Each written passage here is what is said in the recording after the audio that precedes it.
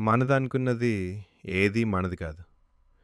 చివరికి రక్త సంబంధీకులైనా సరే, కాలం మనకి నేర్పే అత్యంత కఠినమైన వాస్తవం ఇదే. మనం ఒకరిని మనవారు అనుకోవటం కేవలం మన భ్రమ. వదులుకోవటం మనకిష్టం లేని ఒక చేదు నిజం. చీకటి పడితే మన సొంత నీడ కూడా మనల్ని వదిలేస్తుంది. ఇక మనుషులెంత? అవసరం తీరాక అపరిచితుడిగా మారిపోయే లోకం ఇది.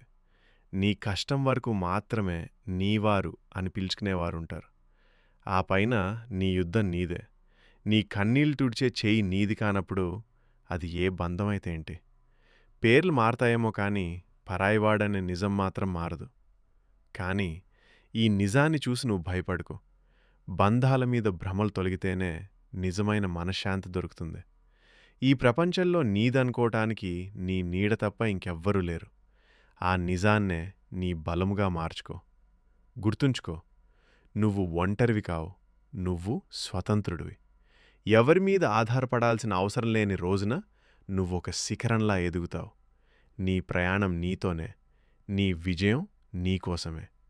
ఎవరున్నా లేకున్నా నీ పోరాటం ఆపకు. ఎందుకంటే నీ గెలుపు చరిత్రలో నీ పేరు మాత్రమే ఉంటుంది.